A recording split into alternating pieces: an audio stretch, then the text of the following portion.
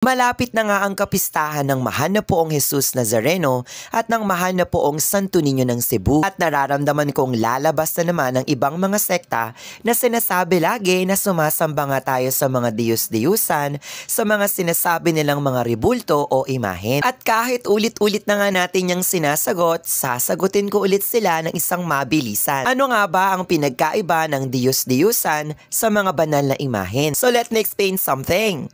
Unahin natin kung ano nga ba ang mga Diyos-Diyusan. Ang mga Diyos-Diyusan nga guys ay mga ribulto o mga figures ng mga elementong hindi naman nag-exist or walang mga basihan. Itong mga ribulto na ito o mga figures na ito ang mismong sinasamba nila dahil naniniwala silang dito mismo sa mga figures na ito nanggagaling ang lahat ng mga pagpapala at mga biyaya. Kaya niluluhuran nila ito bilang pagsamba upang magkaroon nga ng swerte o paggabay. Ano naman ang mga banal na imahen? Ito naman guys ay ang mga figures or mga images ng mga taong nag-exist or mga nabuhay noon. Katulad nga nitong mga photos na nasa likuran ko na imahen nga ng mahal na poong Jesus Nazareno at ng mahal na poong Santo Niño ng Cebu na parehas ngang imahen ng ating Panginoong Jesucristo na nabuhay nga noon. Ito nga ay hindi namin sinasamba katulad ng mga ginagawa sa Diyos-Diyusan.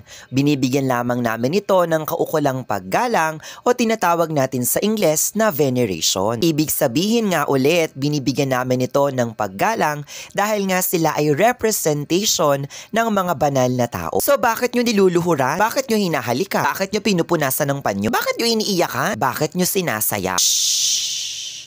Sabi ko nga kanina, binibigyan namin sila ng kaukulang paggalang. Ibig sabihin, lahat ng mga nabanggit na yon ay pumapasok nga sa aming lubos na paggalang, lubos na pagdedebosyon at lubos na pagmamahalis sa ating Panginoong Jesucristo o kung sino man ang nire-represent ng pinakaimahe na yon. Parang paghalik nyo lang din yan sa mga pictures na mga mahal nyo sa buhay na mga namayapa na. Minsan niyayakap nyo pa yung mga pictures na ito o minsan sinasabit pa sa dingding ng inyong mga bahay. Pero hindi yung picture na yun mismo ang namimiss ninyo. Kaya hinahalikan nyo yan or niyayakap nyo pa minsan. Kundi kung sino ba yung nandoon sa litrato. Kung sino ba yung nire-represent ng litrato na yon sa mga buhay ninyo. Ngayon, kung hindi nyo pa rin naiintindihan yung pinakamababaw na example or explanation na mabibigay ko sa inyo, kayo na yung may problema dyan dahil mga bobo. So yun lang guys. Thanks for watching. Sana naiintindihan nyo na kung ano nga bang pagkakaiba ng Diyos-Diyusan sa mga banal na imahen.